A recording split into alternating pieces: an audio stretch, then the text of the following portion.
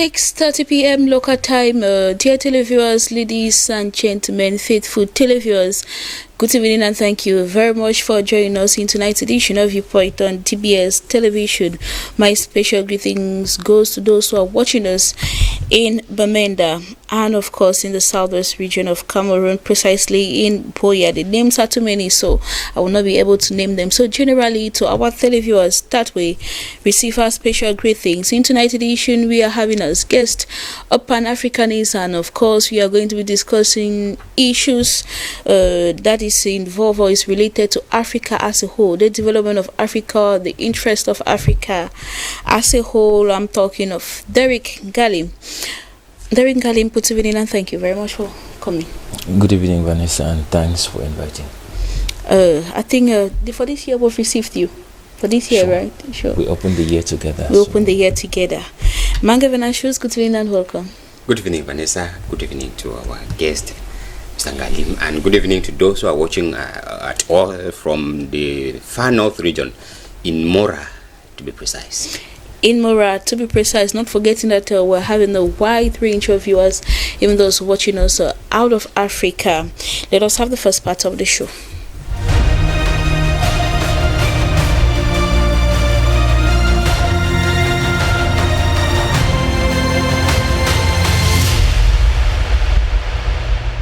In question one, most French African countries have failed to develop. Is there any reason for that? Darren Galib, yes or no?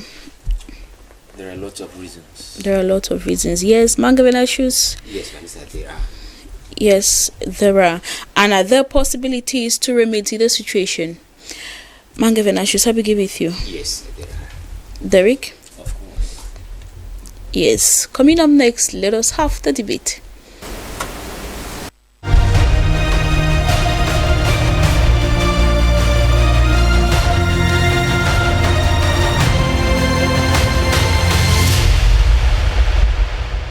Once more, you are all welcome back. Most French African countries have failed to develop. Any reason? When we talk of French African countries, we are talking of countries that were being colonized by the French people. So, Derek, why do you think that there are reasons why they have failed to develop? Is it because they are still under the grip of their colonial masters, or is it that they just lack the will to effect these developmental changes? Vanessa, we can talk about lacking of will when you have the will at all. I remember Jacques Chirac, the French president, in 2008. He made a statement: without French Africa, France would slide down to the ranks of a third world nation. It was not a misnomer, if I could call it that way. He made a statement consciously after almost 60 years of studies from the period when the alleged independence was granted to African countries. I call it the alleged independence because it was simply paperwork. Nothing actually happened. And they have reasons why nothing happened. If they did not tell us at the time, Jacques Chirac did say it. And de Gaulle has repeated it severally, either through his terrorist actions, if I could put it that way, or through the indirect way he continues to tell us. There is what we refer to as the French Colonial Pact. That's the pact for the continuation of colonialism. It's just something, as an African leader or president, if you cannot sign, you cannot have any hopes or dreams of ever becoming an African president. And therefore, when they reach countries where it is not possible to have a puppet or a stooge, if I should put it that way, what they do is they rule out the parliament from the system of government and they elect a president so that it becomes easy to manipulate the president, who is alone, because it's not easy to control the crowd. And this pact has a number of strings which attach or put a firm grip on African colonies in such a way that they cannot develop. And just the fact that the first thing on the pact, if you decide that you want to leave France as an African country that is becoming really independent, France is going to put a debt trap on you. They will levy an amount which they call colonial tax, which you won't be able to pay. And even if you are able to pay, they would eliminate you. There are evidences for this. You look at the case of Togo with Sylvanus Olympio, the first elected president of Togo. He got fed up with France and he decided to sign out of the franc CFA, or from being a French colony. And he was bent on doing that despite the fact that Togo was a very poor economy. He was willing to pay the 800 million that was required of him. He sacrificed in his country for 2 or 3 years, which he was president, paid the amount. And when he paid the amount, he was getting set to move to Paris to sign the withdrawal of Togo from the French colony. Yes, from among the French colonies, because he had started printing a currency for his country, which was supposed to be backed by the German Bundestag Bank. And France knew trouble was on the way. And that is why 3 days before the day he was supposed to sign the withdrawal of Togoland from the French colonial system, he was assassinated. It is the same thing. We all say Sékou Touré was a hard man. He was a hard man because he wanted to protect his country. He equally expressed the desire to sign out of the French colonial system. And the same thing happened to him. Maybe the president of Rwanda is just so lucky that he resisted France at the time when there was already, let's say, a lot of light in the world, which made it impossible for certain things to be hidden. But I think the path, the rapid way in which Rwanda is developing just comes to assure us that the decision to leave France is a decision to embrace development. So as long as these French African countries are under France, there is an impossibility. There is no hope for development. One, with the Pact for the Continuation of Colonialism, you are obliged to pay at least 50% of your currency reserves to the French bank, to the financial department of France. With 50% of your reserves gone, what reasonable development can you possibly carry out in your country? And then if it happens that you need to use some of that money which you have reserved with France, the French government will have to either approve or disapprove. And even if they approve, you have the right to be given just 20% of that amount, and you are given as a loan and you pay at market rates. It's not as if because it's your money, you are going to come and have it for free.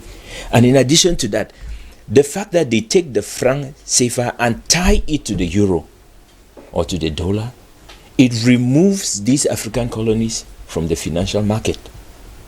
Forex is the latest financial market that has beaten the stock exchange market out of the way.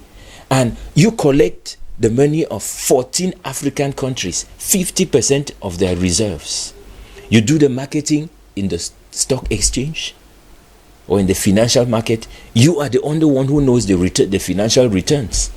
Okay. And you pay 0.75% to these countries. They are the ones who've contributed. How do they get any reasonable development? Okay, Tariq, you stay with us while we get the point of view of Mange Venatius.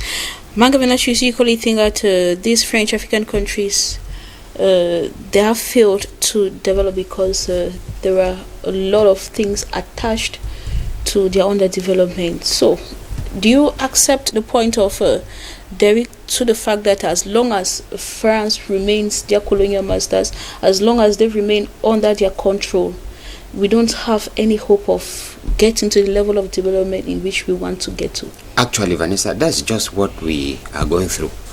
When they start talking about the link between former French colonies, we call them formal, but actually they still remain French colonies.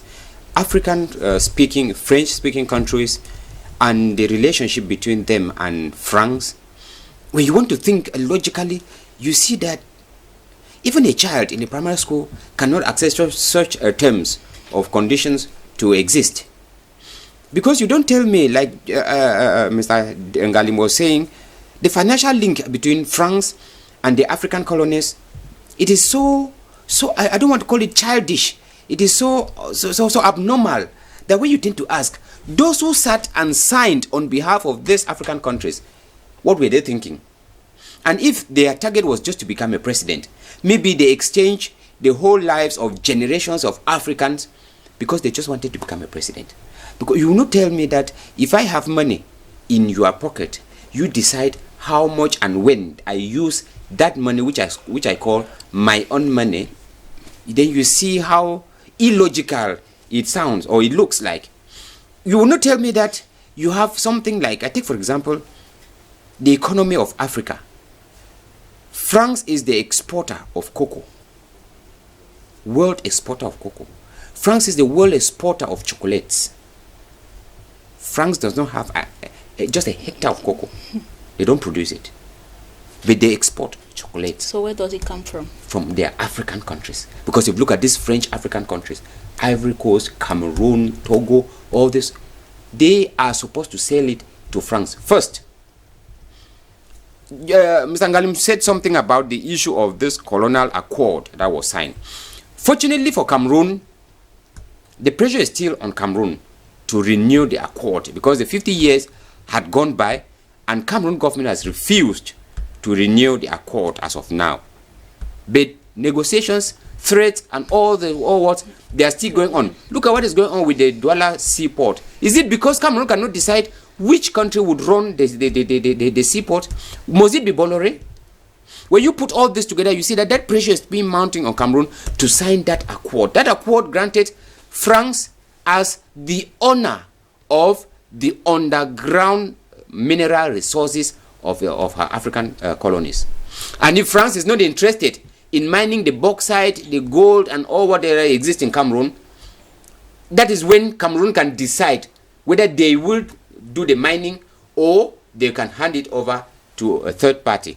But the primary user, the owner who has it, is France. That's the implication of that accord. And when you tend to ask yourself whether these African presidents, African leaders who stood and signed, what they were thinking. About. And that is the reason why we are not able to develop. Vanessa, if you ask for the past 50 years that Cameroon has existed, it is just of recent, last year, that the president of Cameroon created a mining company in Cameroon. It never existed with all the rich mineral resources that Cameroon has. We've never had it. Look at the Sonara that we have in Limbe. When crude oil is mined from the shores of Cameroon, it is refined in France. And then comes to us here as what they call super. Now, we don't have roads. The byproduct of mining comes in from when it is being used like tar in making resurfacing roads. But we are suffering, whereas the huge crude oil that we have, we cannot make use of it. Why? Because it is refined in France, and they give us the impression that if we do it here, it will be very poor. It will be of very poor quality. Look at what is happening in next door Nigeria. Ask the question: why is it that countries that are not, former French colonies, they advance in terms of democracy, they advance in terms of development, they advance in terms of, their economy, but French countries do not? Is it that other countries, just next door Nigeria, why is it that in Nigeria the economy could advance and we cannot advance? Why is it that France has been systematic in making sure that African countries that form the Francophonie, union, do not have their own currency? Because, like Mr. Ngalim was saying, the reserves must be stored in the French treasury. They are not stored there that if Cameroon government wants to use it, they go there. No. They must apply and justify the project they want to use. If France is satisfied, they can. If France is not satisfied, they will not. Which means our development depends on France. And France cannot let us develop. Manga Venatius, you are all pushing the blame on France, but what of the resources, the very few resources, like you and Derek say that most of these African countries do have? What of the resources that have been embezzled by this individual? What of the resources that have been mismanaged by these individuals? Correct. Vanessa, when you ask the question of corruption and mismanagement, another question that we tend to ask is, why is it so glaring? Why is it so, so much seen in French African countries than in some other countries? Mm-hmm. When those who embezzled in Cameroon, where do they go with it to? You find them, where do they say he bought a house in France? You find them, where do they keep the money? In France. Why is it that French is their destination? Because they encourage such kind of things. It is a calculated attempt because they know that if Africans become aware of what is happening, they will cut, some people call it the life pipe of France, which is Africa. That is why, systematically speaking, I was going to go to the issue of education, to tell you that the educational system that France instituted in Cameroon is not the one that would make Cameroon to be self-sufficient, or to make Africans to be self-sufficient. They were, that is why when you look at it, make their colonies. That is why, of course, yes. Make their colonies to depend on France.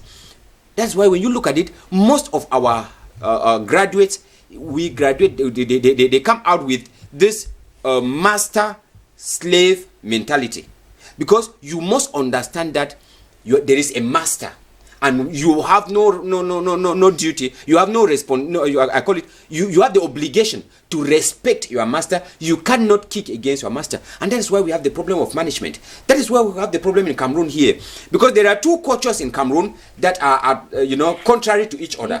You take the English, the Anglo-Saxon culture, you discover that with the French system, it is not going, because an Anglophone understands that you are not afraid of a leader. Mm-hmm. We respect a leader. But the French system of education is one in which you are made to understand that they give you orders and you respect the orders. You cannot criticize the orders. You cannot kick against the orders. That is the way we have been wired to understand, to respect them. But then, if in another system of education, they make you to understand that you are groomed to become, self-sufficient. You are groomed to become independent. You are groomed to know that you can produce. You don't look up to your master. Mm-hmm. That is this kind of system that they have made. Look at what they call bilateral relationship between Cameroon and France. When they call it bilateral relationship, I call it is another term that they use to keep silencing us from thinking. How bilateral is that relationship? Is it only that it is Cameroon or African countries that need the help of France? They don't see the money that we keep in French coffers as bilateral relationship. Normally, France was supposed to pay interest for keeping that money. That doesn't exist. They don't see the the extraction of the minerals that we have in Africa by France. They don't see them. But then, when France has to come and build maybe a bridge like what is happening in the river, over the river Vuri, the second bridge, that is when they blew up the issue of bilateral relationship, bilateral cooperation. How much does France depend on Cameroon? We don't hear. So okay. I think that it's high time Africans are made to understand that we can survive without France. We can develop at a very high speed without France. If France is cut off from Africa, Africa will be able to develop, Vanessa.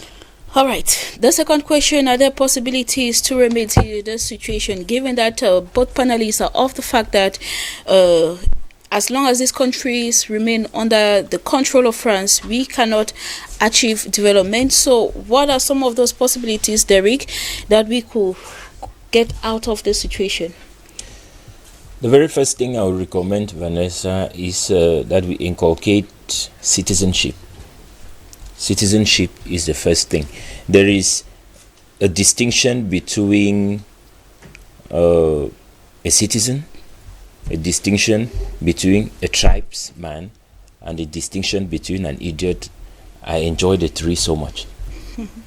An idiot is what 90% of us Cameroonians have fallen within as a description, an idiot and a tribesman, because we just act. When we are allowed to write an exam, we will cheat. We don't care. If we are given positions of responsibility, maybe to dish out jobs to people, we will dish them to our tribes people. We don't care. If you are allowed into the market, you cheat. You don't care. That is where we find ourselves. But then, a citizen is the one who is patriotic. He thinks about the interest of majority. The majority first. But the unfortunate thing with us is the fact that the citizens, who constitute just 10% of the entire population, is what the imperialist first comes in for. Either they tie you to some trap which you can't escape unless you shut up your mouth and follow whatever they want, or they give you a double nationality, and then when they get you stuck to the presidential seat of a particular country, you have no option than to work for home. Now you are working not for your country but for your second country, because they let you believe you are a citizen. That's why all the presidents of French Africa are all either belonging to France as a second nation or something. How do you expect that to work? It's like I take my son and I send him to come and rule over you. Do you expect he's going to disfavor me to your favor? I don't think he so. He won't do that. So the first thing is for Africans to inculcate citizenship, patriotism, love for the fatherland. The second one is genuine unity. When I talk of genuine unity, if we are where we are, it's because the Europeans, the imperialists, they sat together and split us into portions which they could easily manipulate and control. Why were they not able to break into Africa when Africa was just a single nation? Because they discovered that united, it was impossible to conquer them. But when they split them into little nations, they were able to manipulate and control. And I would strongly recommend that we end what we call democracy. It is not meant for Africa, and it is never going to work. Africa will never find the face of development as long as we stick to democracy. It is not workable within the circumstance of Africa. Anyway, the effects of neo-colonialism is there already. They're just so powerful. Democracy is the worst effect of neo-colonialism, I should say. Africa had its own administration, which was so transparent. You could not take a decision alone. But they brought democracy because they discovered that Africa was so united and decision making was so stringent that it was difficult for you to unilaterally take a decision. They had to begin from quarterheads to sub-chiefs, and before it reaches the traditional council, believe me, it was a well thought through decision that was going to be taken. But they brought in democracy because they discovered that the only way to tear us apart was to bring in a system that we do not fully understand and which could easily be corrupted. Then we need to take charge of our education system. Why should France decide what we study? And then France can never let us go, because when they look at the number of billions of dollars that leave Cameroon every day, because France has about 15 textbooks on book lists which are used by millions of Cameroonians. I bet you there are trillions of dollars. Is there a reason why they should let us decide what we have to study? So we have to take full charge of our education system. Manga Venatius, your point of view? Yes, Vanessa, I think that if we have to talk of ways of redressing the situation, I looked at it from three main points. Practical independence for African nations. Because we are independent on theory, and practically speaking, we are not. That is why the French president would decide, in the face of a pandemic like the COVID-19 pandemic, the French president would tell African countries who are not ready to use the vaccine that they will not travel to France. As if France was the only place where one could go to. As if France was where you have to go to get oxygen to breathe. You can survive without going to France.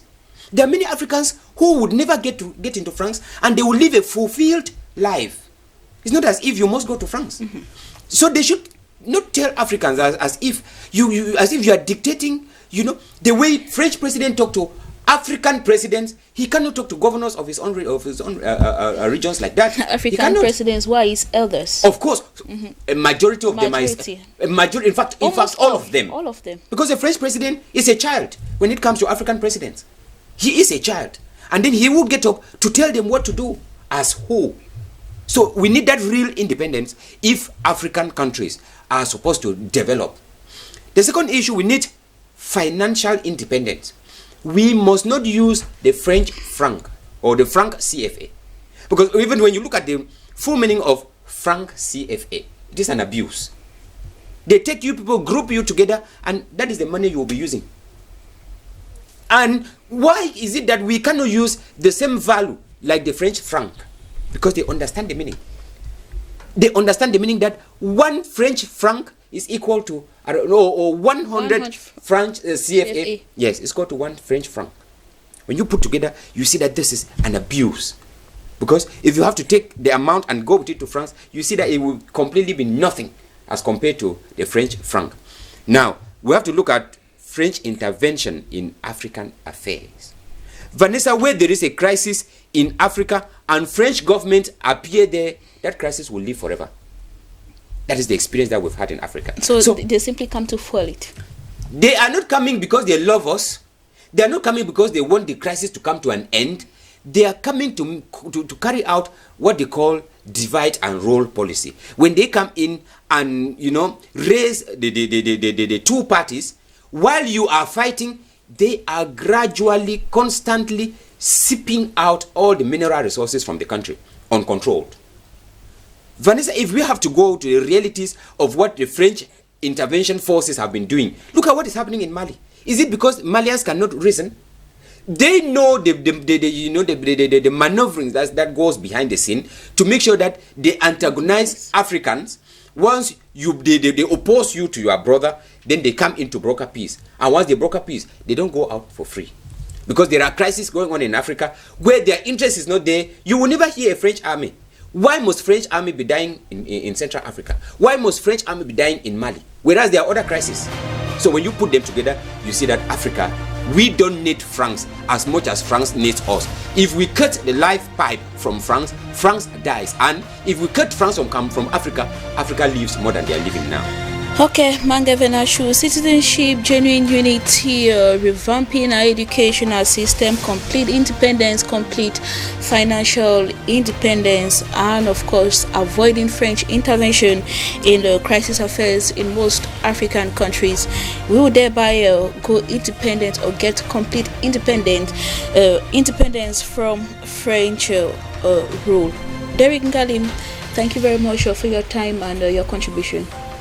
Thank you, Vanessa. Mangavenashu, same to you and to you all televiewers. That said, we've come to the end of today's edition. Stay tuned to DBS Television for programs continue. Goodbye.